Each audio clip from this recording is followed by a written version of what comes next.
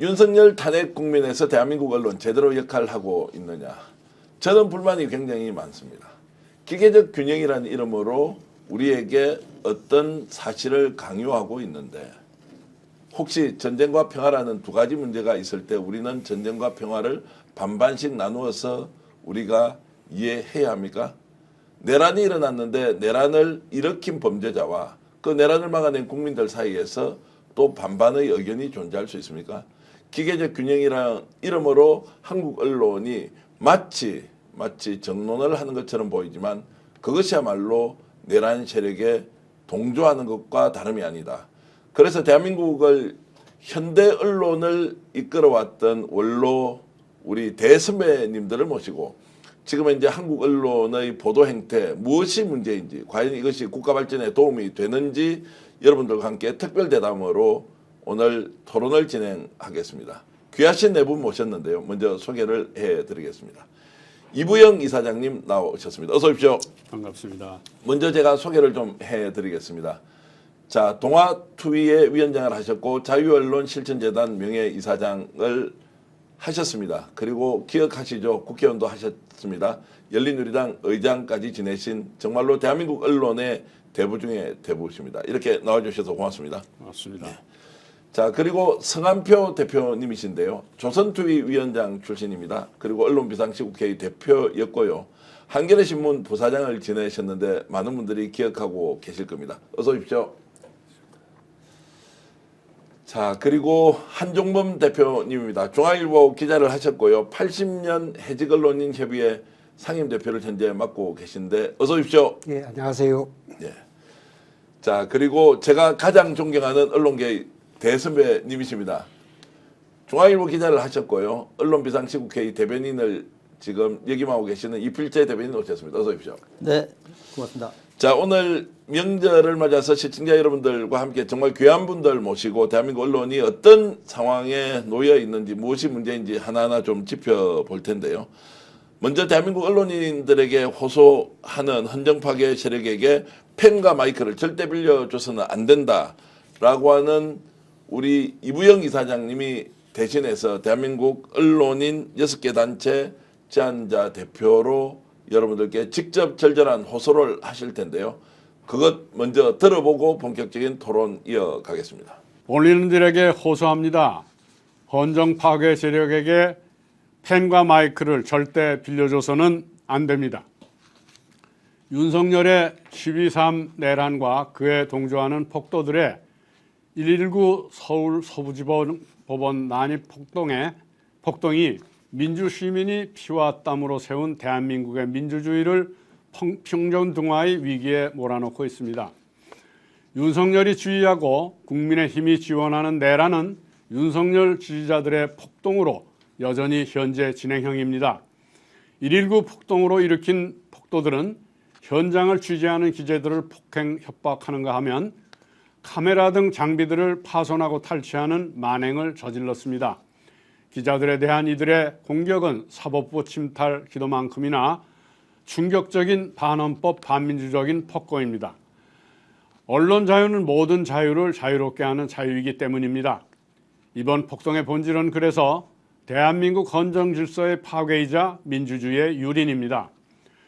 독재 정권에 맞서 민주주의와 언론 자유를 쟁취하기 위해 싸워온 우리들은 한편 안이하고 무분별한 언론의 내란 보도가 이런 참담한 비극을 빚는데 일조한 건 아닌지 깊이 우려합니다.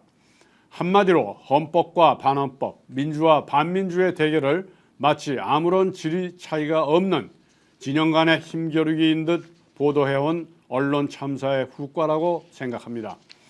수괴 윤석열을 비롯한 내란 세력의 말과 주장을 객관보도, 사실보도라는 헛된 명문 아래 그대로 전하는 다운표 저널리즘에 함몰되고 양쪽 모두 문제가 있다는 식의 양비론 보도를 하면서 내란 세력의 스피커 노릇을 해온 만큼 어느 정도는 자업자득이라고 봅니다. 대한민국의 야망국으로 전락할 것인가, 민주주의의 모범국으로 다시 회귀할 것인가 하는 절체절명의 순간을 맞아 언론인들에게 다시 한번 간곡히 호소합니다. 기자와 언론에 대한 공격에 대해서는 진보와 보수를 가릴 것 없이 언론 자유 수호 차원에서 일치 단결해 싸워주시기 바랍니다. 내란 세력의 말을 검증도 비판도 없이 그대로 전하는 따옴표 기사를 철저히 배격하기 바랍니다. 책임없는 익명 보도로 여론을 호도하는 일에도 가담하지 말기를 바랍니다. 내란 세력, 반헌법 반민주 세력과 헌정 수호 세력을 동급으로 취급하는 기계적인 균형론 양비양시론에서 반드시 벗어나기를 바랍니다. 헌정유린, 민주파괴, 자유언론 부정에 대해선 관용도 자비도 있을 수 없습니다. 집이 활활 타고 있는데 불 끄는 일보다 중요한 일은 없습니다. 이 중차대한 기로에서 언론이 역사의 죄인이 아니라 민주주의의 수호자가 되도록 우리도 힘을 보태야 하겠습니다. 2025년 1월 24일 언론인 219명을 대표하여 조성호, 성한표, 한종범, 이부영. 자, 이런 절절한 호소 들어보시니까 어떻습니까? 정말로 심각합니다. 어느 정도 상황인지 오늘 네 분과 함께 직접 얘기를 나눠 보겠습니다. 먼저 이부영 의장님께 좀 여쭤보겠습니다. 자, 12.3 내란에 사실상 한국 언론이 스피커 노릇을 하고 있다. 자, 그런데 이것이 너무 심각해서 국민들의 판단력을 아예 흐리고 있다. 이런 얘기가 나오고 있습니다. 어떻게 보십니까? 12.3 내란을 일으킨 수괴 윤석열이 자기가 일으켰던 그 내란 어떻게 보면 그 자기가 일으킨 쿠데타 이것이 잘못된 것이 없다라고 주장을 하는데 그 주장을 일부 뭐 대다수라고 해도 될 그 언론들이 그대로 이걸 알려주고 있단 말이에요. 이 사람은 이미 헌재에서 탄핵을 당할 운명에 처해 있고 또 기소되어서 이제 재판을 받아야 됩니다. 이런 사람이 주장하는 내란에 뭐 잘못이 없다라는 이런 주장을 그대로 옮긴다는 거는 이건 있을 수가 없는 일이에요. 그리고 뭐 그것을 기계적으로 이렇게 균형을 맞춘다든지 이런 언론의 태도는 아마 앞으로 우리 언론에게 엄청난 해악을 끼칠 사례가 될 것입니다. 네. 당장 그쳐야 됩니다. 이거는. 자, 그쳐야 된다. 그러면 구체적으로 이필재 대변인께 여쭤보면 자, 지금 언론이 이렇게 보도하는 것을 어떤 방향으로 그러면은 개선이나 수정을 해야 하느냐. 기계적 균형이라는 윤석열 이야기도 그대로 받아 쓴단 말이에요. 어떻게 개선을 해야 되죠? 내란 세력에 대해서는 뭐 그 확실하게 단죄를 해야죠. 우리가 지난 해방 이후에 친일파 청산을 못해서 결국 여기까지 오지 않았습니까? 그리고 몇 번의 참사가 빚어질 때마다 우리가 제대로 청산을 못한 결과 지금도 참사가 이어지고 있습니다. 내란 세력은 단호하게 단죄를 해야 됩니다. 네. 수괴부터 일당, 동조자, 지자까지. 그러니까 이 문제에 관해서는 타협이 있을 수 없습니다. 균형이 있을 수 없습니다. 자, 그러면 언론에서 아예 윤석열의 발언을 보도하지 않는다. 이것이 그러면 맞습니까? 윤석열의 발언 중에서 필요한 건 그 팩트 체크도 해야 될 테고요. 예. 그냥 주장에 불과한 것들은 선별적으로 무시를 해야 된다고 봅니다. 예. 그러니까 그게 이제 따옴표 저널리즘인데 누가 뭐라고 말했다. 그 설사 대통령이라고 하더라도 그렇게 그냥 마이크 빌려주는 그런 보도는 해서는 안 됩니다. 자, 최소한 그러면 발언을 전달할 때 뭔가 팩트 체크를 해서 이거는 거짓이다라고 규정까지 해야 하는데 그냥 주장을 일방적으로 이제 받아내 버리니까 실제 윤석열이 그러면 말을 한 걸 우리가 그대로 믿어야 하나 이런 부분도 이제 생기는데 이 부분 어떻게 보십니까? 예, 그렇죠. 우선 지금 나타나고 있는 현상 하나만 일단 팩트 체크를 해볼 필요가 예. 있습니다. 23일 9시에 YTN 뉴스를 한번 봤더니 우선 전체 화면의 6분의 1 정도가 자막으로 나갑니다. 그 자막이 상당히 크죠. 그러니까 빨간 바탕에 흰색 글씨로 아주 눈에 띄게 자막이 크게 나갑니다. 방송 뉴스를 하면서 그 내용을 몇 개만 간추려 보면 국회 독재로 국가 위기 상황, 포고력 상징적 의미 말이 됩니까? 네. 또 하나 질서 유지를 위한 상징적 측면에서 국회 군투입 이것도 역시 말이 안 되는 얘기죠. 또 하나 한 점만 더 드리겠습니다. 대통령 측 의원 아닌 요원을 빼내려고 한 것 더더욱이나 말이 안 되죠. 근데 이것이 자막으로 버젓이 엄청나게 뉴스 시간에 나갈 뿐더러 광고가 나가는 시간에도 이 자막은 끊임없이 반복이 나갑니다. 과연 이렇게 반복해서 나갔을 때 과연 국민들이 이것을 어떻게 받아들이겠냐는 얘기죠. 그러니까 스피커라는 것이 바로 이게 스피커입니다. 바로 스피커입니다. 그들이 얘기하는 궤변을 여과 없이 지금 내보내는 것이 바로 스피커가 되는데 우리 흔히 언론을 사회적 목탁이라고 얘기를 하죠. 이거는 사회학의 목탁 노릇을 지금 하고 있습니다. 지금 이건 네. 절대 안 되는 일입니다. 예. 자, 이제 저렇게 이제 보도하는 이유가 그러면은 이제 YTN 예를 들었는데 그게 이제 말이 안 되는 내용을 궤변을 이렇게 저렇게 빨간 글씨로 속보라는 걸로 계속 이제 내보내는 이유가 뭡니까 YTN은요? 그런 이유가 뭐 특별히 우리가 저는 저렇기 때문에 저럴 것이다 뭐 이렇게 이해할 만한 이유는 저는 생각할 수가 없고요. 예, 예. 과거에 그 보도하던 그 패턴을 아주 생각 안 하고 그냥 받아들이는 하나의 현상일 수도 있는데 누군가가 이야기를 하면 특히 뭐 옛날 대통령이라든지 대통령 하던 사람이 이야기를 하면 그대로 다 보도해주고 다 실어주고 뭐 이랬던 어떤 패턴이 작용되고 있다고 생각이 되는데 그러나 실제로 언론이 기자가 할 일은 어떤 사람이 특히 주요한 자리에 있는 사람이 무슨 이야기를 하면 그게 말이 되느냐 안 되느냐부터 먼저 판단해야 된다고 봅니다. 그래서 말이 되면 소개를 해주고 말이 안 되면 묵살하거나 아니면 그 자체를 비판하거나 네. 이게 따라야 되는데 그런 거 없이 그냥 옛날 방식대로 하고 있다 이런 생각이 듭니다. 자, 이제 이 아까 말씀 덧붙이면 YTN의 경우에는 네. 사주 변경, 소위 이제 민영화 그것과 그 무관하지 않다고 봅니다. 지금 그 성 선배님 말씀 전부 동의합니다만은 YTN의 경우는 그 측면도 그 변수도 감안할 필요가 있다고 봅니다. 네. 자, 그러면은 이제 말이 안 되는 이야기, 쟁점 사항에 대해서는 당연히 논쟁을 붙여야 하지 않습니까, 언론이? 근데 윤석열은 새빨간 거짓말을 하는 것을 언론이 저렇게 아무런 여과 없이 팩트 체크도 하지 않고 그냥 그대로 흘려 보냅니다.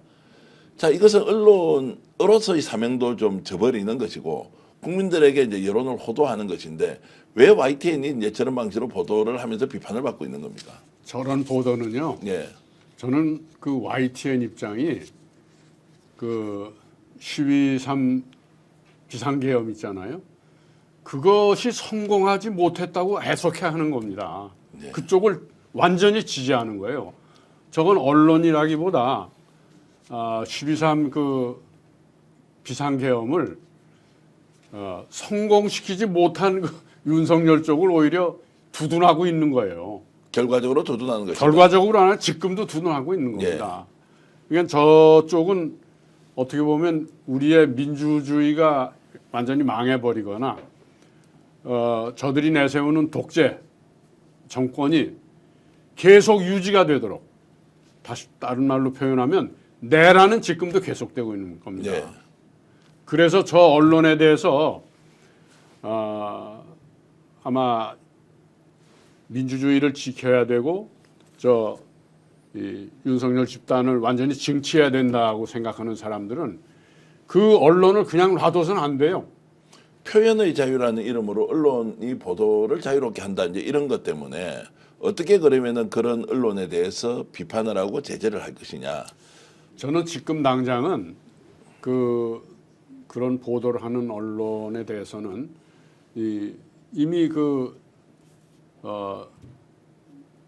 저 헌재에서 네. 좀 재판을 하고 좀 심리를 하고 있잖아요. 그리고 그것이 이미 부당하다라는 것 때문에 국회에서 탄핵을 결정해가지고 되고 있잖아요. 그런 거에 대해서 우선 고발을 해야 될 것 같아요. 네.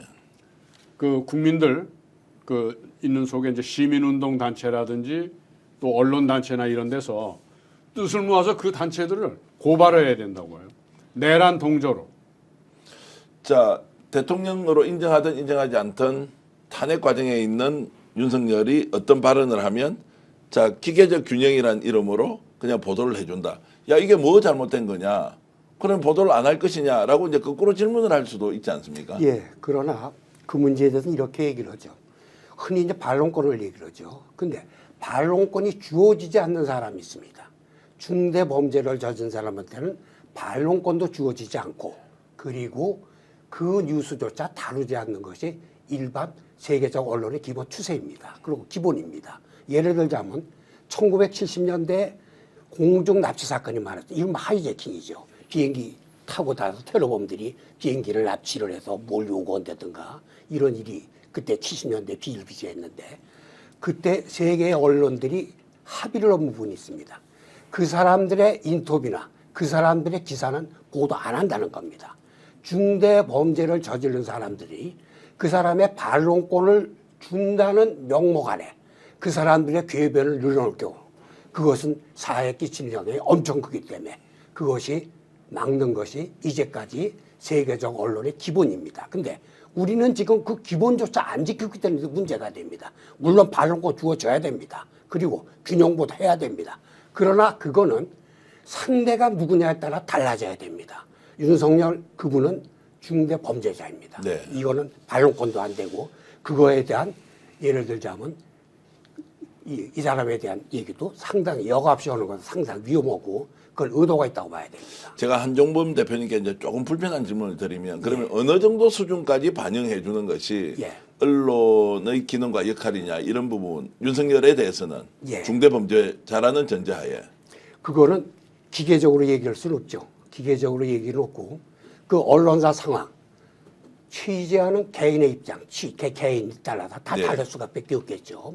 그러나 아까도 말씀드렸지만 우리나라 언론의 기본적인 풍토가 정론을 주장하면서도 민간기업이라는 이율배반적인 구조에 있고 기자라는 사람 역시 그 이율배반적인 구조 속에서 기자로서의 직업관 윤리관을 충실하려고 그러지만 그거에 위배될 수 있을 어긋날 수밖에 없는 상황이 있었다는 거죠. 여기 동아투이소선들 선배들 계시고 저희 80년 해직 기자였지만 그거에 저항하다가 대량으로 쫓겨난 사람이 저입니다. 그리고 앞으로도 또 그런 사태가 안 벌어지리라고 누구도 속단은 못합니다. 네. 그러나 확실한 거는 그 당시 상황에서 언론은 언론대로 거기에 종사하는 기자는 기자대로 자기 스스로가 게이트키퍼가 되었고 자기 자신의 직업관 윤리관에 맞춰서 행동할 수밖에 없는 겁니다. 그거를 기계적인 잣대 갖고 이건 된다 안 된다 이거는 아닌 거죠. 그러나 지금 상황에서 윤석열이라는 분은 중대범죄자입니다. 그 기사는 다뤄서는 안 됩니다. 기계적으로 나눌 수 없기 때문에 예. 사실은 언론이 중심을 가지고 양심적으로 보도하지 않더라도 예. 또 통용이 되는 이런 부분도 있겠습니다. 그렇겠죠. 예. 바로 그 부분이 문제입니다. 예를 들자면 아까도 말씀드렸습니다만 87년 민주화 이전에는 언론의 전체적인 목표는 민주화입니다. 동아일보라든지 그 당시 일부 전위적인 신문들이 전향적인 신문들이 이제 두 선배 계십니다만 그걸 한 걸음 더 나서다가 아주 엄청난 핍박을 받은 일도 있습니다만은 그러나 어쨌든 간에 그 문제에 대해서는 기계적인 잣대를 재는 것은 아니고 직업관 윤리관 그 당시 사회적 상황 네. 위치에 처해서 스스로 판단해야 된다고 저는 생각합니다. 저 제가 좀 성한표 덧붙여볼까요? 예, 말씀하십시오. 예. 언제나 그 발언이 뉴스가 되는 그런 뉴스메이커가 있습니다. 대통령입니다. 근데 윤석열은 지금 대통령 아닙니다. 직무 정지 상태이고 아까 말씀하신 대로 중대 범죄자입니다. 내란 수괴입니다. 그러니까 정체성이 지금 바뀌었다는 거죠. 그럼에도 불구하고 일부 발언을 그 언론이 보도할 수 있는데 팩트 체크를 제대로 해야 될 테고 그다음에 모든 기사가 그 뉴스 밸류, 기사수 밸류 따집니다. 밸류가 있을 때만 팩트라고 하더라도 밸류가 있을 때만 그 보도를 한다 봅니다. 더욱이 주장이라고 하면은 대부분 걸러야 되고 혹시 자백을 한다면 범죄된 자백을 한다면 그건 보도를 해야겠죠. 그렇죠. 네, 예. 근데 자. 이렇게 보면 되겠어요. 그 뭐 두세 시간 뒤에 그 비상계엄 이것을 취소했잖아요. 네. 그 국회에서 그 해제 결의를 권고를 했죠. 했고 예. 결의했고 그리고 그 뒤에 국회에서 탄핵 결정을 했단 말이에요. 그것이 이제 헌재에서 이제 결정될 일이 남았는데 이 그 12.3 내란 발표를 한 이후에 이런 조치들이 취해져서 그것이 바로 잡히고 있는 과정이란 말이에요. 이런데 마치 그 내란이 아무 잘못이 없는 것이냐 그것을 이렇게 변조하고 있잖아요. 이게 변조하도록 언론들이 조장을 하고 있잖아요. 앞장서고 있습니다. 이게 안 된다는 거예요. 네. 이걸 어떻게 그냥 변조하는 과정, 왜곡 과정, 거짓말하는 과정을 그대로 합리화시켜주나 이거죠. 성 대표님께 좀 질문 드리면 어떤 언론이 제일 심합니까? 이런 이제 위변조, 사실을 조작하고 왜곡하는데. 이 언론이라고 그럴 때, 예. 뭐가 포함되는지 사실 좀 애매하긴 한데, 현재 조중동을 비롯한 그 레거시, 이른바 레거시 언론, 그런 걸 말씀하시는 겁니까? 어떤 언론이냐 할 때. 이 언론이라고 하면 이제 인터넷 언론도 있고 우리가 레거시 미디어라고는 이제 신문도 있고 또 지상파 종편 방송도 있지 않습니까? 예, 예. 또 뭐 거구 유튜브 채널도 있고 저희들처럼 이제 또 인터넷 언론으로 등록돼 있는 유튜브 채널. 그래서 이제 보도 기능을 가지고 있는 데는 기본적으로 이제 좀 언론이라고 우리가 좀 크게 범위를 정해놓고 본다면 지금 윤석열 탄핵 국면에서 가장 좀 심각한 보도 행태를 갖고 있는 언론을 우리가 이제 지목을 한다면 어떤 데가 있겠느냐는 말씀입니다. 그런 면에서는 저는 영향력 면에서 좀 보고 싶은데요. 네. 영향력 면에서는 아무래도 뭐 조중동을 들 수가 있겠죠. 네. 조중동을 들 수가 있는데 이 조중동이라는 신문들은 보면 상당히 그 아주 변화가 자기 변신이 상당히 그 묘하게 나타나기도 하고 그래요. 제가 볼 때 이 신문들은 윤석열 대통령은 끝났다 이렇게 보는 것 같고 다만 그래서 윤석열에 대한 뭐 이런 것보다도 이런 전체 흐름에 대해서 좀 더 극우적인 이런 이야기들을 자꾸 반영해 줌으로써 지금 거리에 나오는 그 굉장한 어떤 물리력, 힘 이거를 지금 이제 붙잡으려고 하는 거 아닌가 이런 생각을 좀 하고 있습니다. 그런데 이제 이런 언론들이고 뭐 간에 윤석열이 말에 대해서는 윤석열이 말할 자격이 없다. 이런 플러스 말이 안 됩니다. 우선 말이. 예, 예. 그래 그거를 만일 보도를 하려면 의미가 있어야 되는데 보도를 하려면 윤석열이가 이런 사람이라는 걸 나타내기 위해서 비판을 가하면서 보도하는 건 좋을지 몰라도 그걸 무슨 하나의 제안이나 무슨 주장으로 보도를 하는 건 그건 언론으로서 있을 수 없는 일입니다. 네. 결국 자사 이익 때문에 이제 의도적으로 그렇게 보도를 하고 있다는 것이죠. 네. 그게 점점점 심해지는 것이고. 그러면서 이제 그런 보도를 거리에 나오는 소위 극우 유튜버들의 어떤 그 선전에 의해서 거리에 몰려 나오는 수많은 사람들이 그런 보도를 좋아하거든요. 기다리고 네. 거기에 맞춰 나가고 있는 거죠. 자, 탄핵 국면에서 지금 우리가 꼭 짚어봐야 할 것이 이제 거리에 나와서 집회를 하는 이제 소위 말하는 이제 극우 단체들의 집회 그리고 민주 시민들의 집회를 서울신문 보도를 보니까 딱 일면에 반반씩을 보도해놨어요. 그게 기계적 균형의 아주 전형. 예. 아주 자, 그런 부분은 자 언론사가 의도를 가지고 그렇게 한다. 아니면 뭐 집회가 보수 진보 집회가 양쪽에 다 열리니까 이렇게 그냥 나는 전달한 것뿐이다. 이런 부분에 대해서는 우리가 어떤 시각을 가져야 됩니까? 그 후자 쪽이라면 문외죠. 문외 언론이죠. 예, 예. 아무런 판단도 하지 않는 거죠. 예. 그게 무슨 언론입니까? 만일에 자사 이주가 됐든 어떤 뭐 나름의 의도가 있다 그러면 그건 더 경계를 한다고 생각합니다. 그러니까 이제 그 언론을 범주화하면은 그 레거시 미디어가 있지 않습니까?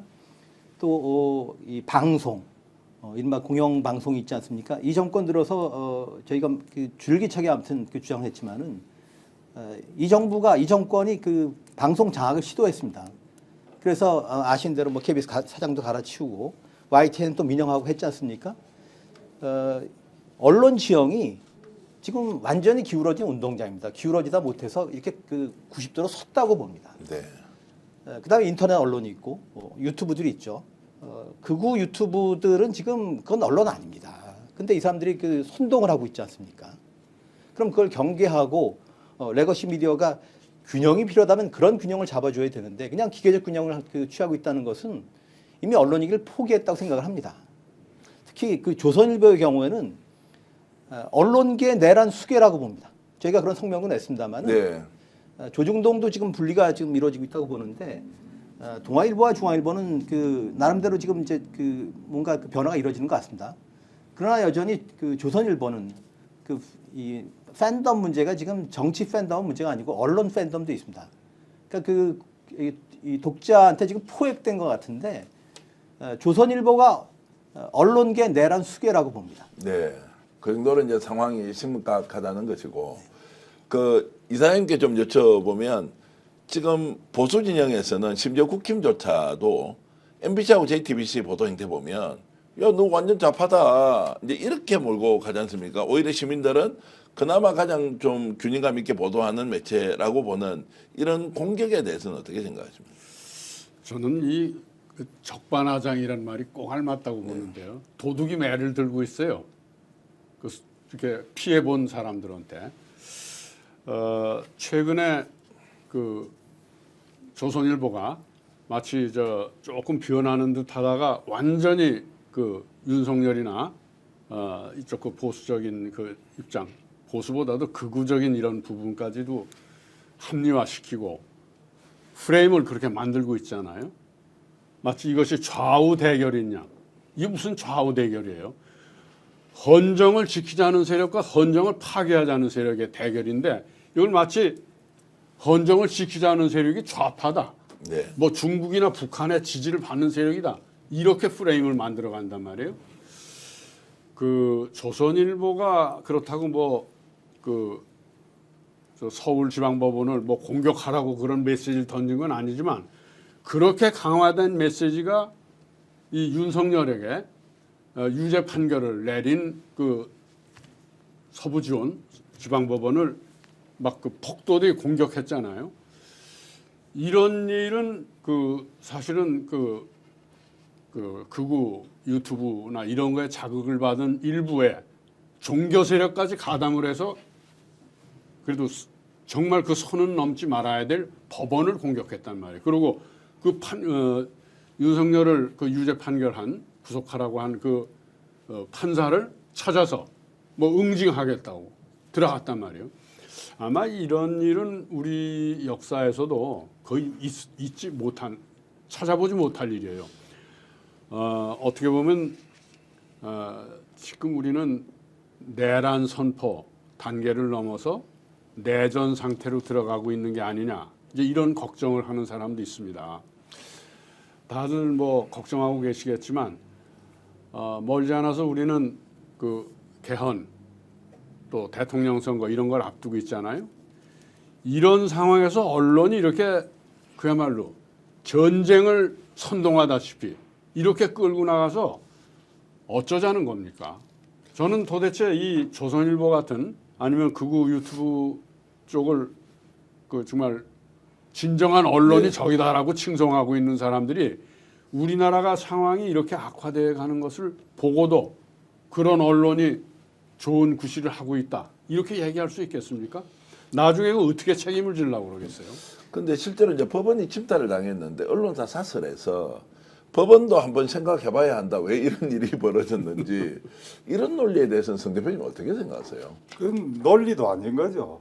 뭐 주장이라는 게 어떤 일말의 진리가 포함되는 뭐 이런 거라 했는데 그걸 그런 자체는 법원이 왜 생각해야 됩니까? 법원이 극우 유튜버들의 어떤 선동을 받은 일부 그 아주 극렬 우파들이 그렇게 막 법원에 뛰어 들어갔는데 법원이 우리 과거에 우리 재판을 한번 되돌아 봐야 된다. 이거는 전혀 이런 주장은 너무 엉뚱한 주장으로 나갈 수 있는 것 같고요. 제가 볼 때 저는 이 신문이 언론이 지금 저는 사실 신문을 잘 안 봅니다. 요즘 안 보고 주로 뭐를 의존하느냐면 유튜브에 들어가서 봅니다. 네, 예.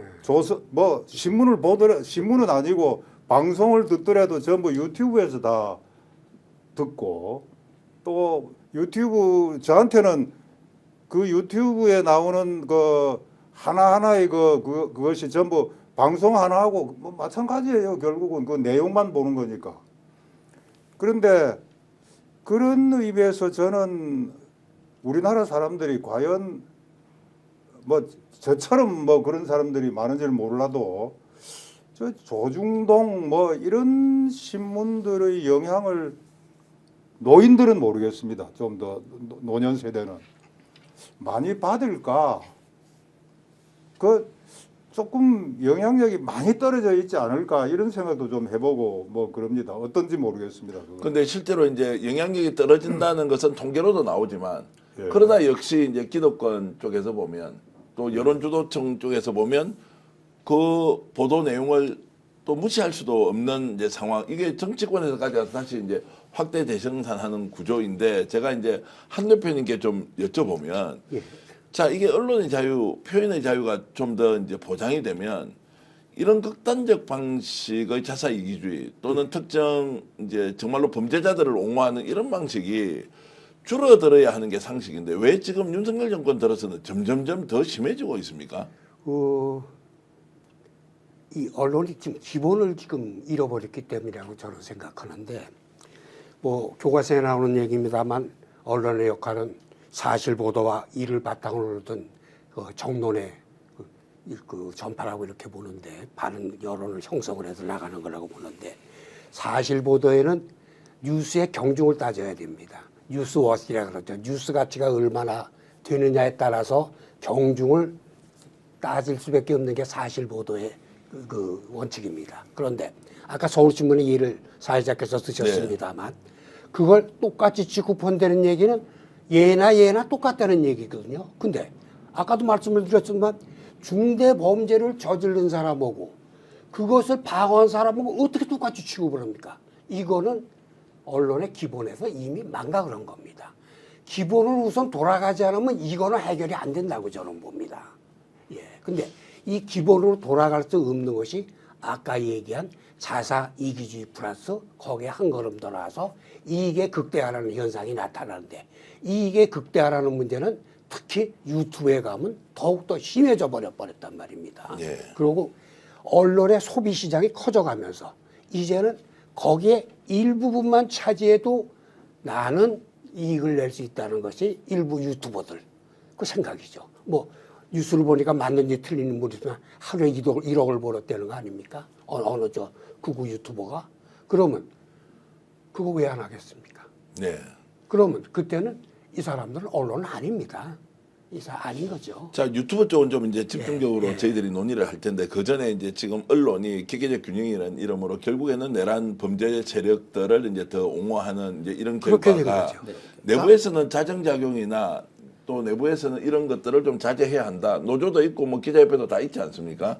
일단 한 선배 말씀의 연장선에서 말이죠. 예. 언제든 우리가 잣대로 삼을 수 있는 것은 저널리즘의 원칙입니다. 예. 이거 다 저널리즘 원칙에서 벗어난 것들입니다. 팩트냐, 팩트의 비중이 높으냐 따져보면 답이 나옵니다. 그리고 아까 이병 선배님이 이제 그 좌우의 대립이 아니다 이런 얘기 하셨습니다만은 프레임 전쟁이 벌어졌는데 좌우 대립이 아니라 앞뒤의 대립입니다. 앞뒤. 과거로 돌아갈 것이냐, 독재 시절로 돌아갈 것이냐, 민주화를 더 공고할 것이냐, 민주공화국을 지킬 것이냐. 이게 어떻게 좌우의 문제입니까? 내부에서 그런 이것들을 어떤 식으로든 정화하거나 아니면 좀 방어하거나 최소한 언론의 좀 본령을 지키려고 하는 사람이 있을 거 아닙니까? 있어야 되죠. 그럼 노조가 있고 뭐 기자협회도 있고 다 이제 있으면 이런 것들에 대한 좀 내부에서 뭔가 좀 해결할 수 있는 이런 것들은 다 무너져 버렸습니까? 한국 언론이? 그러니까 좀 이것도 언론을 나눠서 볼 필요가 있다고 봅니다만은 신문의 경우에 사주한테 장악돼 있다고 봅니다. 네. 사주는 또 인사권을 통해서 편집 간부들을 이제 장악하고 있죠. 그러니까 신문의 경우하고 또 이 예를 방송의 경우를 나와서 본다고 하면은 방송의 경우는 그래서 이 정권이 방송 장악을 시도했던 거 아닙니까? MBC하고 KBS가 확실히 다르지 않습니까? 그러면 어느 게 좋은 언론이냐? 그건 시청률이 그냥 말해줍니다. KBS 시청률이 추락했어요. MBC는 다시 회복되고 있습니다. 지금 가장 신뢰할 만한 언론으로 MBC를 꼽습니다. 네. 자, 그런 것들이 이제 반영을 한다 이렇게 보겠습니다. 조금 더 이제 제가 진도를 좀 내보겠습니다. 지금 완전 가짜 뉴스를 진짜인 것처럼 만들어서 이것이 확대 재생산되는 구조에 대한 좀 질문을 드리겠는데요. 스카이데일리라는 이제 극우 매체가 선거연수원에 중국인 99명이 체포가 돼가지고 간첩 혐의로 자 오키나와에 있는 주일 미군 기지에 압송이 됐다라는 이제 저 보도를 했습니다. 자 기자 출신으로서 어떻게 저런 보도를 할 수 있느냐라는 생각이 좀 드는데 어땠습니까? 저 보도 보고요. 기본적으로 기자가 어떤 사건에 접하면 어떤 소식에 접하면 그것이 사실인지 아닌지 기본적으로 일단 검증을 해야 되거든요. 그 검증 과정을 거쳤느냐 안 거쳤느냐 이런 걸 따질 필요도 없이 그 자체를 만일 검증 과정을 거치는 기사의 그 어떤 순서대로 갔다면 저 보도될 수가 없죠. 그런데 그 뭐 스카이 뭐 라이프 뭐 스카이 라인이 예. 뭐 하는 그쪽에서는 그것을 의식적으로 그냥 보도를 한다. 그냥 사실이냐 아니냐, 사실 보도냐 아니냐는 상관없이 하지 않고는 그런 게 나갈 수가 없습니다. 그거는. 자, 그래서 이 부분에 대해서는 주한미군이나 미 국방부 그리고 이제 중앙선관위가 이거 사실 무근이다 말도 안 되는 이야기니까 문제는 이부영 이사장님 이걸 받아서 저런 보도가 나왔다고 보도를 또 합니다. 그렇게 하면은 그 뻔히 오보고 조작된 걸 알면서 그걸 또 옮기는 꼴이 되잖아요. 예, 예. 난 근데 이런 보도를 옮기는 심리 같은 게 좀 극우 보수 매체나 이런 쪽에서는 북한 쪽이나 중국과 관련되면은 우리나라 사람들 속에서 굉장히 적대감을 갖고 적대감을 불러일으킬 수 있다 이런 생각들 때문에 뻔히 이게 오보고 그런 줄 알면서도 또 옮기는 거예요. 예? 논란이 되고 그러면 나중엔 이게 오보다 뭐 논란이 된다 이런 게 없어지고 마치 중국이 한국 정치에 개입하고 있다 이런 이미지만 남는 겁니다. 예, 예. 그걸 노리는 거죠. 그런데 나는 이런 부분이 특히 우리나라 그 시위 군중들이 성조기 태극기 가지고 흔들잖아요. 그거에 대해서 왜 태극기만 가지고도 충분한데 왜 성조기까지 가지고 흔드느냐? 그러면 저 사람 반미구나. 금방 이렇게 얘기를 해버려요. 네. 그러니까 이 성조기까지 가지고 흔드는 그 집회는 애국적이고 예. 그거에 대해서 이의 제기하는 사람들은 미국에 반대하는 그런 사람들로 분류가 되는 겁니다. 이런 것이 우리 사회를 알게 모르게 특히 종교가 거기 개입될 때 참 그 판단 자체를 굉장히 거의 어렵게 만드는 거예요. 우리나라 사람들이 일단 반미로 규정되는 거에 언론들 자체도 굉장히 두려워하죠. 여기서 이제 중요한 것 한번 좀 따져보겠습니다. 국민들이 제가 조금만 예, 예. 보내볼게요. 그러니까 아까 저널리즘 원칙 얘기했습니다마는 그러면 이런 제보를 받았다든가 취재가 이었다고 하면 뭘 해야 되느냐? 핵심 취재원이 주한미군에 확인을 해야 돼요. 근데 주한미군 국방부 또 선관위가 사실 발표를 했거든요. 그러면은 정정하고 필요하다면 사과도 해야 됩니다. 그거 안 해요. 그러니까 사실 보도가 목적이 아니었던 거죠. 그게 저널 원칙에 어긋나는 거 아닙니까? 자, 그래서 이제 처음부터 기획하고 공작을 하겠다 이제 이렇게 갔다는 건데 그러면은 이제 그것을 다시 받아서 확대 재생산하는 정치권에서 일단 받아버립니다.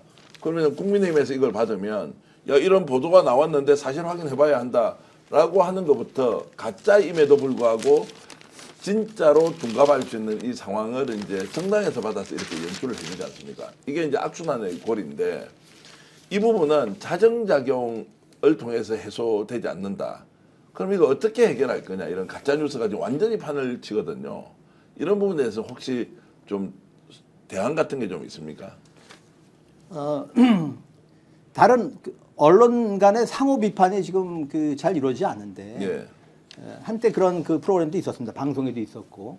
그러니까 언론 간의 상호 비판이 이루어질 필요가 있다고 보고 또 언론 단체를 비롯한 시민 단체들이 감시된다고 생각합니다.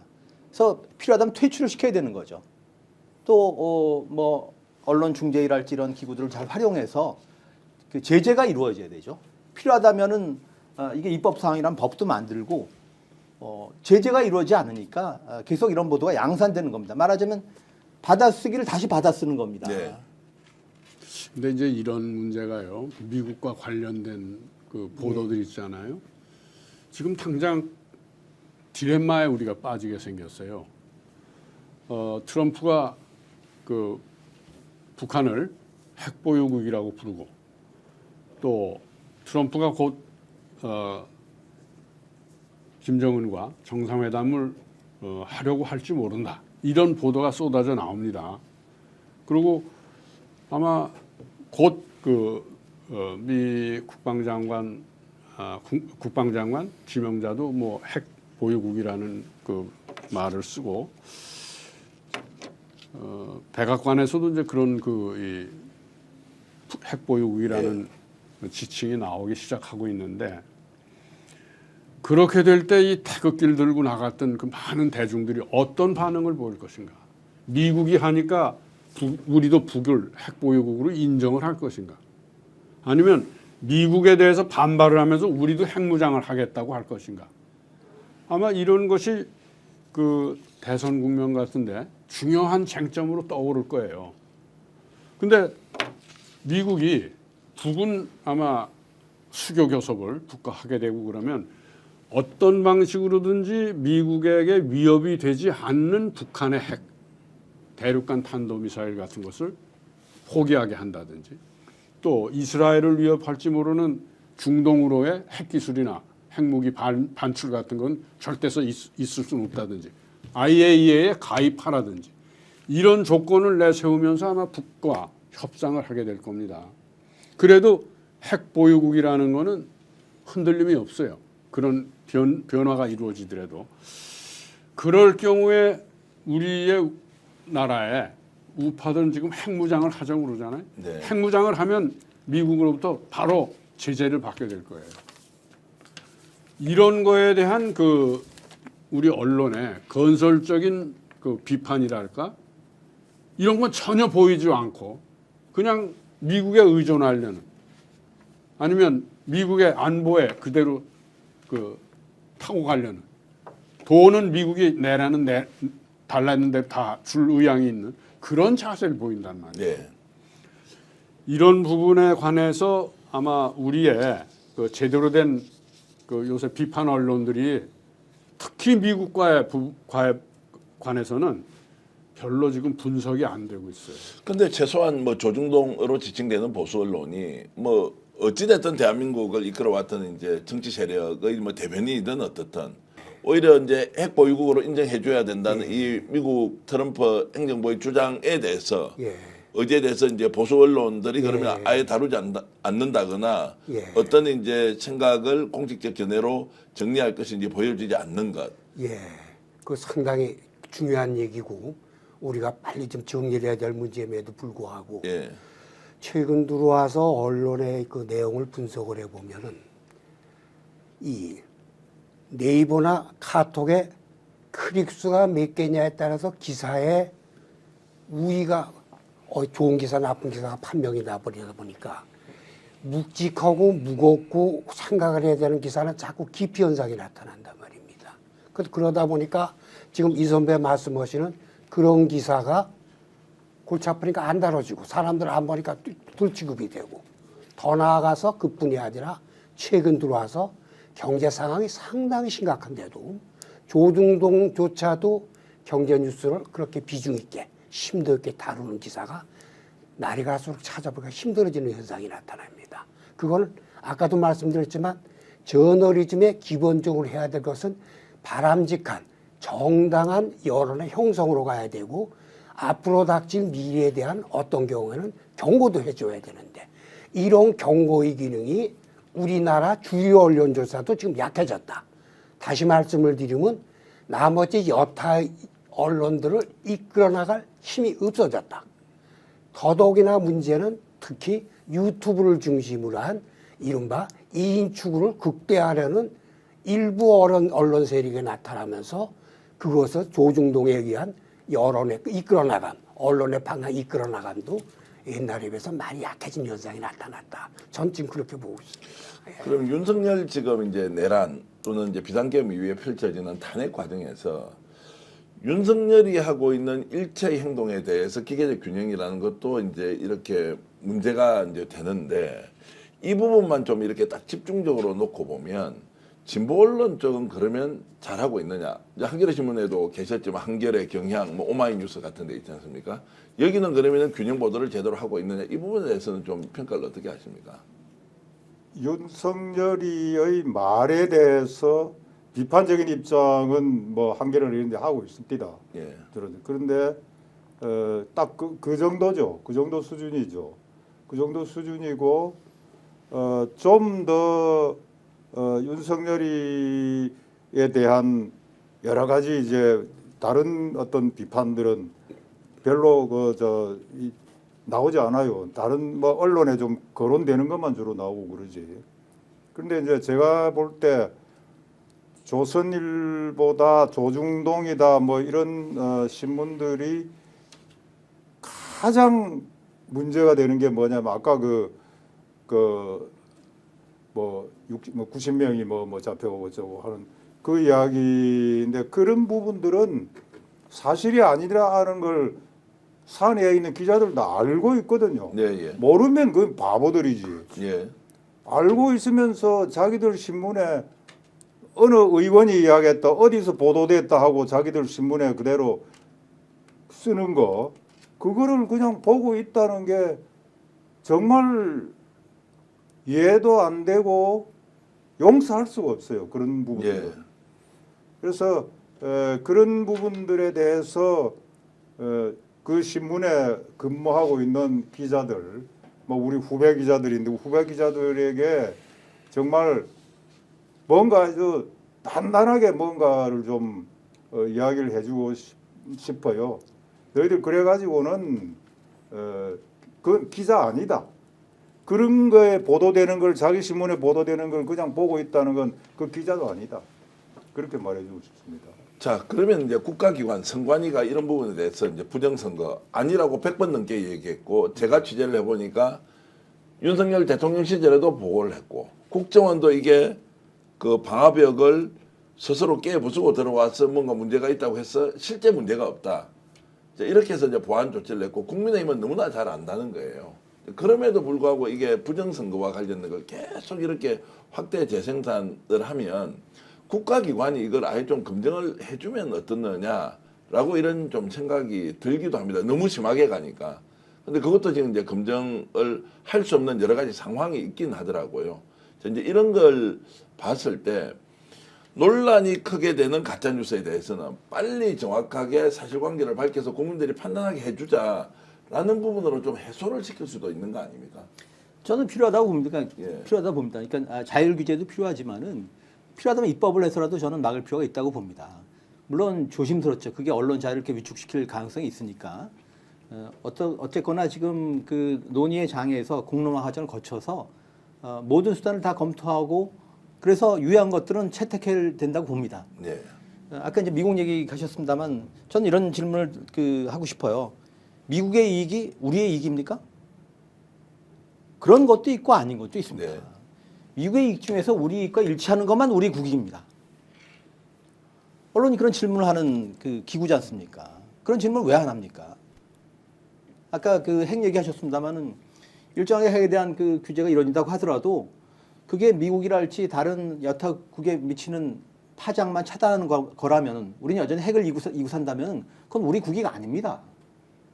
이필재 대변인께서는 지금 이게 진보 언론과 보수 언론의 문제이냐 아니면 상식과 비상식의 문제냐 아니면 언론과 비언론의 문제냐 뭐 이렇게 이제 좀 질문을 하면 세간에서는 이필재 대변인 같은 부분 보면 다 진보 언론 뭐 진보주의자다 뭐 이렇게 지금 예를 들어서 싸잡아서 이렇게 좀 뭡니까 갈라치기를 할 것 같은데 지금 말씀 들어보면 전혀 그렇지 않단 말이에요. 국익을 위해서는 진보 보수가 없는데 어떻습니까? 이제 이런 제가 질문을 좀 드리면 진보 언론이기 때문에 그렇게 얘기하는 거 아닙니까?라고 이렇게 질문을 하면 그러니까 제가 하는 뭐 발언이랄지 제가 쓰는 글을 통해서 그렇게 규정이 된다면 그건 또 그 사람의 뭐 표현의 자유일 수 있겠죠. 네. 자기 정체성은 자기가 확립하는 겁니다. 그러니까 뭐 진보 보수도 결국 이제 그 컨티뉴엄상에서 디그리 문제로 볼 수 있겠습니다만은 그렇더라도 양쪽 극단은 배제해야 되는 거죠. 네. 극우는 보수 아닙니다. 지금 문제는 극우이고 사실은 이걸 가장 경계해야 될 그 세력이 보수입니다. 보수의 위기입니다 지금. 예. 보수가 지키자는 건데 그러니까 사실에 기반해서 매우 상식적인 이야기를 미래지향적으로 하고 있는 사람을 진보라고 규정하면 그 진보가 곧 종북 좌파, 주사파와 연결이 돼 있다. 전체주의 세력이다. 이렇게 이제 몰고 가는 것이 일반화되어 있는 지금 일종의 프레임이지 않습니까? 자, 이거는 그럼 어떻게 깨야 됩니까? 저는 이번에요. 예. 굉장히 중요한 이 기준이 세워졌다고 봐요. 12.3 내란입니다. 친위 쿠데타. 예. 그 부분을 이 사람들은 우리 사회를 더 올바로 세우기 위해서 친북 세력, 친중 세력 이쪽을 다 쓸어버리고 건강한 자유민주 세력만 가지고 나라를 다시 세우겠다 이런 얘기였어요. 윤석열 씨의 네, 예. 비상계엄 발표를 예. 보면은 그런데 그게 그 뒤에 나온 얘기를 보면은 무시무시한 거 아니에요. 정치인들을 뭐 누구누구를 어떻게 하고 또 국회의원들을 다 잡아 끌어가 왔다 갔다 쳐놓고 신문을 하고 중앙선관위원회 자료를 다 자기들이 탈취해서 그걸 다 분석해보고 그러고 뭐 북을 어떤 방식으로든지 여기 개입하게 해서 그걸 기화로 해서 그들과 연결돼서 여기서 폭동을 일으키고 이러려는 좌파 세력을 다 쓸어버리겠다. 네. 뭐 이런 거란 말이에요. 무시무시한 얘기예요. 그게 만약 그대로 이행이 됐더라면은 저 5.18보다도 엄청나게 더 많은 피해와 엄청나게 더 많은 역사적 비극을 초래했을 수 있다. 전 이렇게 봅니다. 그런데 그것이 기민하게 국회에서 해제 결의안이 발표되고 또 수많은 시민들이 모여서 그것을 좌절시키는 데 기여를 했단 말이에요. 그리고 또 하나 더 중요한 사실은 거기에 동원됐던 군인들 자신이 87년 이후에 새로운 시각을 가진 군인들이 이미 거기에 주조를 이루고 있어요. 이 사람들이 자기들이 북한에 투입이 될 줄 알고 왔더니 엉뚱하게 국회의사당에 투입이 된 거예요. 이게 아니구나라는 생각을 그 군인들 자신이 했고 그들의 지휘관들 자신까지도 소극적이었던 거예요. 명령 이행을 제대로 하질 않았던 겁니다. 이미 그 시대가 지난 거를 그 윤석열과 그 국방장관 그 사람들이 강요를 한 거예요. 저는 우리 사회가 이미 그 12.3 친위 쿠데타 같은 것을 받아들일 사회가 아니게 됐습니다. 그렇다고 우리가 여기서 그걸 반대한 사람들이 김정은이 북한 같은 것을 바라는 사람들이에요? 절대가 아니란 말이에요. 근데 자꾸 그쪽 편이라고 몰아세우는 거란 말이죠. 저는 그래서 이번에 이 윤석열이 우리에게 지금 당장은 좀 혼란도 가져오고 이렇지만 우리 대한민국 민주공화국의 헌정 질서를 세우는데 그 사람은 자기가 의도하지 않았던 큰 기준을 세워주었다. 지금은 좀 혼란스러워서 이랬다 저랬다 하고 말들이 많고 하지만 결국 우리 역사에서 저 사람은 박정희 전두환의 그 세계로 그 시대로 돌아가자는 생각을 가졌던 사람이고 더구나 남북 간에 전쟁까지 유발하려고 했던 사람이기 때문에 정리가 돼갈 것이다. 전 이렇게 봅니다. 정리가 돼 간다 이 말씀 이제 기억하겠습니다. 조금 전에 절대 그렇지 않다라고 했던 말씀에 제가 질문을 다시 확인하면서 드리겠습니다. 대한민국의 진보가 종북, 좌파 그리고 또는 친북 세력, 친중 세력 맞습니까? 아닙니까?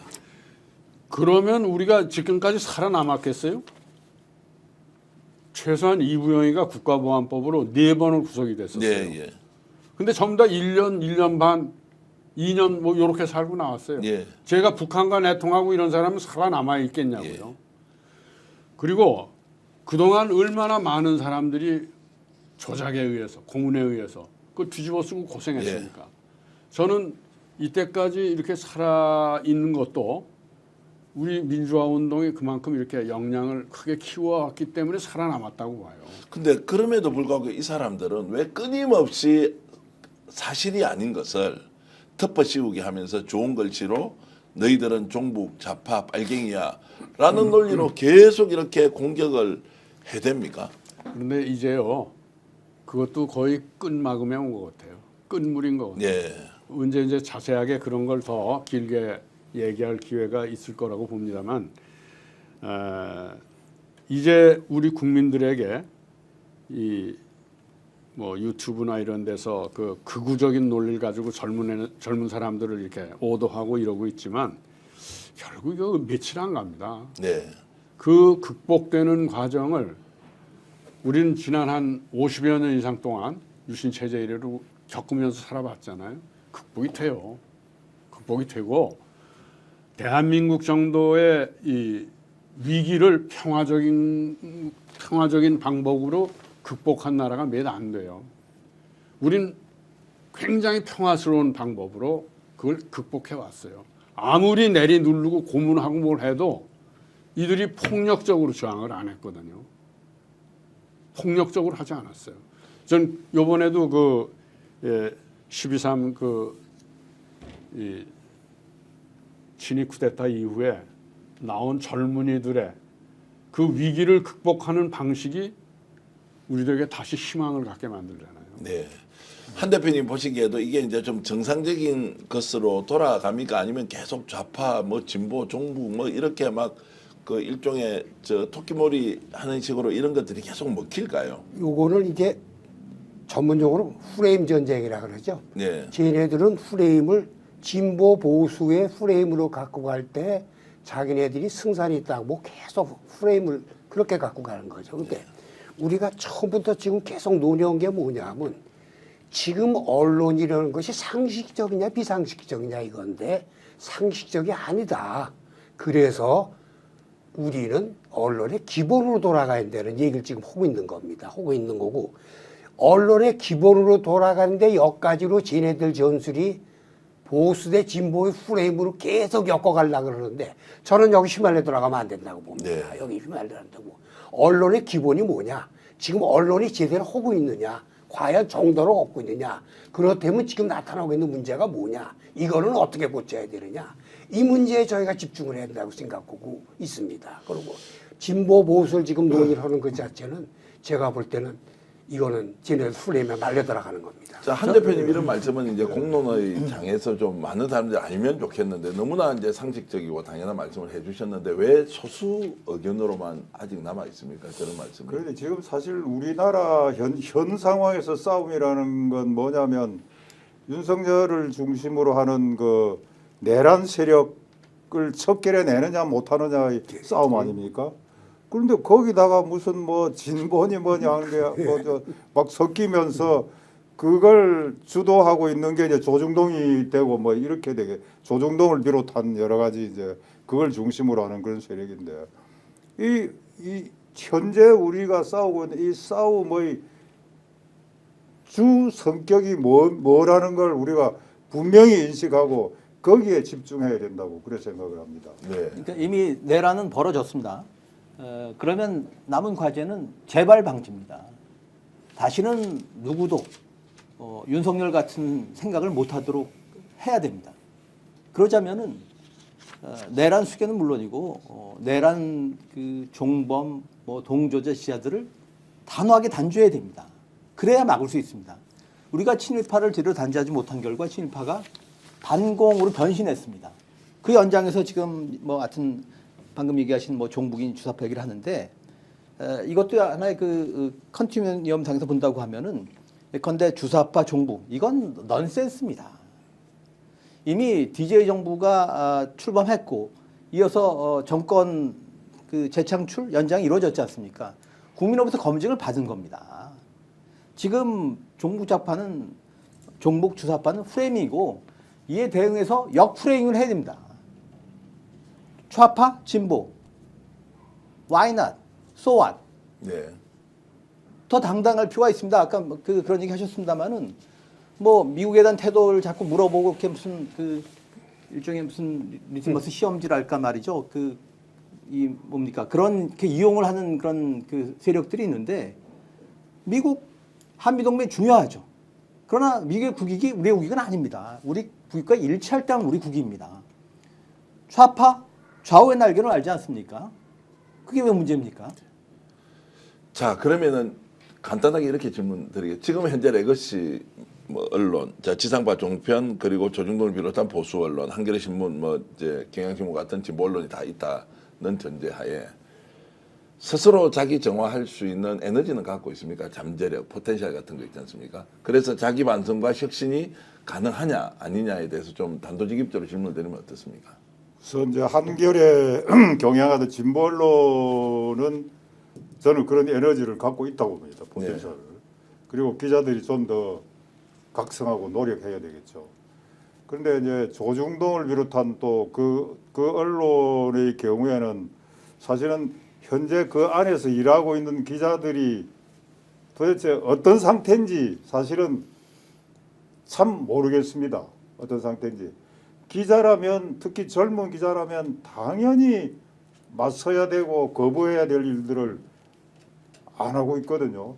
안 하고 있고 그래서 그런 부분들이 이게 지금 우리가 흔히 말하는 기자라고 할 만한 그런 어떤 기자들의 어떤 그룹인가 그런 세력인가 하는 것도 사실은 좀 자신이 없는데 그러나 마땅히 기자의 길을 택했다면 언젠가는이라기보다도 밖에서 자꾸 이렇게 추동을 하면 그런 상황으로 회복이 될 수도 있지 않겠나 그런 희망을 가져봅니다. 자, 동아투이 뭐 위원장 출신으로서 지금 동아투이 위원장입니다. 예. 지금 현재 언론의 환경으로 봤을 때 자기 정화 능력 가지고 있다 없다에 대해서 어떻게 보십니까? 저는 뭐 어저께 저녁 때도 그런 문제를 가지고 언론계 조금 좀 시니어들 그룹들하고 논의를 했어요. 근데 의외로 이 지금 극우 유튜브의 극성, 예. 바로 뭐 이런 걸 가지고 굉장히 걱정을 많이 했습니다. 그런데 뭐 그것도 아까 우리 이필재 대변인 말씀대로 하루에 뭐 1억 넘어 이렇게 수입을 올린다든지 뭐 어떤 경우에 보니까 뭐 한 달에 25억을 올렸다든가 그래요. 그러면서 그런 수입을 올리는 언론도 아니죠. 유튜브 이런 극우 유튜브 경우에는 눈이 뒤집힌다는 거예요. 돈이 그렇게 쏟아져 들어오고 그러면 뭐 더 자극적인 거, 더 사실 아닌 거 이런 걸 골라서 막 보도하려고 뭐라 그럴까 광분을 한다고 그럴까 이렇게 된다고 그러는데 그럴수록 아마 조금 이렇게 시간이 지나면서 그게 사실이 아닌 게 알려지고 하면은 그런 언론들은 극복이 될 거라고 봐요. 우린 또 그러고 그런 세월을 또 살아오지 않았습니까? 근데 지금 문제는 국힘당이라는 굉장히 큰 여당입니다. 거기가 그런 유튜브들을 자꾸 조장하는 거예요. 부추기고 심지어는 서울 서부지방법원 공격한 거를 뭘 잘못했냐 이런 식의 발언을 한단 말이에요. 네? 그리고 마치 극우 유튜브를 우리의 대안 언론이다 이런 말을 해요. 그 원내대표라는 인간이. 저는 그런 걸 보면서 요번 이 과정이 조금 헌재의 어떤 결정이라든지 윤석열의 그런 망언을 통해서 내란 부분에 대한 재판 같은 것이 진행되면은 이 유튜브 이런 것들도 그걸 뭐 계속 잘했다고만 그럴 수도 없잖아요. 그래서 저는 지금 현재 언론도 조금은 이쪽 올바른 얘기를 하는 예. 언론들이 조금 좀 이게 의기소침한 느낌이 있어요. 너무 이것이 조중동의 프레임에 이렇게 말려가지고 그랬는데 저는 그 후배들에게 오래 못 간다. 오래 못 간다. 이제 지금 현재 이제 극우 유튜브 채널이 돈벌이 수단으로 이제 정보를 파리하고 있다 이런 이제 말씀인데 한종문 대표님은 지금 현재 이제 레거시 미디어라고 하는 이런 언론들이 자기 정화 기능을 좀 가질 수 있느냐 사실상 끝이 나버렸다. 이 부분 어떻게 보십니까? 조중동을 중심으로 지금 언론들의 행태가 예, 저 뭐 우리 이병 선배께서 그 현실에 대한 애정이 상당히 많으시고 예. 미래에 대해서 낙관적으로 지금 또 낙관적으로도 볼 수 있겠죠. 그러나 상황은 만만치는 않은 것 같습니다. 네. 상황은 만만치는 않은 것 같고 저는 지금 레거시 미디어나 이쪽에 대한 걱정보다는 유튜브에 대한 걱정이 좀 더 많습니다. 네. 무슨 얘기냐면 레거시 미디어는 그래도 그동안 세월이 쭉 날아오면서 자기 스스로 나름대로의 구성원도 그렇고 경영진도 그렇고 어떻게 하면 살아갈 수 있냐 노하우가 좀 쌓인 데라고 좀 보면 됩니다. 근데 지금 유튜브의 세계는 지금 한마디로 정글의 세계가 돼버렸죠. 게다가 우리 정부로서는 이거를 제어할 수 있는 수단이 아무도 없습니다. 이것이 뭐 알다시피 구글의 사업 영역이 돼버리고 있고 그것을 우리가 할 수 있는지 방송위원회가 방송통신위원회가 이걸 빨리 적극적으로 대처하는 방법을 내놔야 되는데 방송통신위가 그거보다는 KBS, MBC 때려잡는데 더 힘을 쏟고 있다 보니까 나라의 백년대계를 어떻게 생각할 수 있기들이 없고 한 가지 이해만 들죠. 가짜뉴스 얘기 이런 게 있었습니다. 어디 잘 살고 있는 유명 연예인이 있었는데 어느 유튜브에서 이 두 사람이 이혼했다고 뉴스가 나왔어요. 알고 이혼했다고 쓴 거죠. 조회수가 막 올라가고 딴 데서 뺏기고 난리가 난 거죠. 버젓하게 잘 살고 있는 연예인들을 이 연예인이 펄쩍 뛰고 이 사람이 아니다. 어디가 하소연합니까? 그러니까 소송해. 시간 많이 걸려. 한참 가서 나중에 소송 결과 몇 년 만에 나오고 나니까 뭐 몇백만 원 뭐 벌금 그 정도 나오는. 그동안에 얘네들은 그거 갖고 몇십억을 벌어버리고 그거 누가 가짜뉴스 안 만들겠습니까? 이거 사회적으로 제어 기능이 있어야 되는데 지금 제어 기능을 만들 수 있는 지금 정부 장치는 지금 고장이 나 있고 그래서 이런 것들을 빨리 할 수 있게끔 해줘야 되지 않겠느냐. 이것이 저 굉장히 좀 시급하다고 봅니다. 구체적으로 방안이 있습니까? 저런 부분에 대해서 이제 뭐 제어한다거나 어느 정도 통제를 할 수 있는 방법이 현실적으로 존재합니까? 저는 유튜브가 이제 사실상 언론이 된 만큼 네. 유튜브를 같은 틀에 넣어서 규제를 하든 새로운 틀을 만들든 규제가 필요하다고 봅니다. 언론 아닌 것들은 그 배제해야 되죠. 그 과거에는 말이죠. 그 기자사회라는 말이 있었는데 기자들의 준거 집단이었죠. 자기 소속사가 있고 준거 집단으로서 기자사회가 있었는데 기자사회란 말이 사화가 됐습니다. 그렇게 있죠. 예.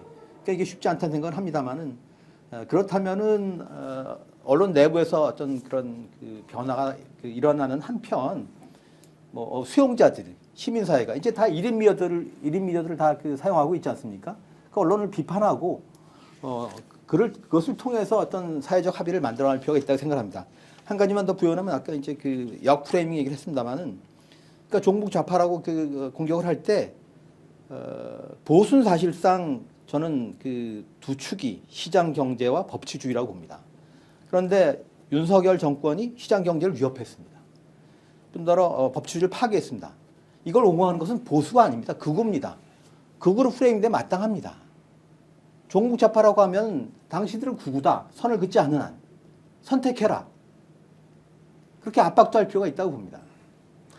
어쨌든 그런 말씀 들으면서 오늘 이 토론을 통해서 우리가 잊고 있던 질문을 다시 우리가 확인할 수 있었다. 우리는 어디에 서 왔으며 어디에 서 있고 또 앞으로 어디로 가고 있는지 바로 그 주어는 대한민국 언론이 되어야 할 텐데요. 정말로 우리나라 걱정하시는 애국자 네 분께서 나오셔서 언론을 통해서 우리의 자화성을 좀 비춰주는 자리였다고 생각하고 있습니다. 오늘 이걸 계기로 이런 문제를 좀 더 진지하게 다룰 수 있는 장이 더 많아졌으면 좋겠다. 정말로 프레임 전쟁 안에 우리가 가두어져서 그 희생자가 되어 있을지도 모른다는 생각이 들었습니다. 오늘 특집으로 마련한 토론에 이부영 이사장님, 그리고 성한표 대표님, 한종범 대표님, 이필재 대변인님 네 분 수고해 주셨고요. 오늘 이 방송이 좀 더 많은 국민들이, 시민들이 봐서 정말로 든든한 언론인들이 계셔서 고맙다는 생각, 그리고 대한민국 언론을 좀 더 우리가 미래장기로 바꿀 수 있다는 또 희망까지 갖게 하면 더 좋겠습니다. 아니 이게 제가 좀 조심스러워서 저는 원로라기보다는 이 선배님을 모시고 오늘 어레인지 했는데 이병 선배님이 당신도 좀 그 끼셔. 그래서 제가 이제 사실은 코디로 참여를 했다가 엉겹게 여기 말석에 앉아 있습니다. 저는 원로는 아니고 제가 잘 모시는 선배들입니다. 예, 뭐 대선배님으로 표현하고요. 뭐 원로시기도 하고 원로 아니고 뭐 마음이 젊으면 또 젊은 사람처럼 활동할 수 있다 생각하고요. 시청자 여러분, 명절에 대한민국 언론을 이렇게 정말로 지켜주시는 대선배님 네 분과 함께 토론했습니다. 함께 인사드리면서 여러분들 행복한 시간 보내시길 바라겠습니다. 시청해주신 여러분 고맙습니다. 네, 감사합니다. 스픽스는 말하는 언론입니다. 대세는 유튜브, 그중에서 스픽스. 좋아요, 댓글, 구독, 알림 설정. 여러분이 저희를 사랑해 주시고 우리가 여러분을 사랑하는 4가지 방법입니다.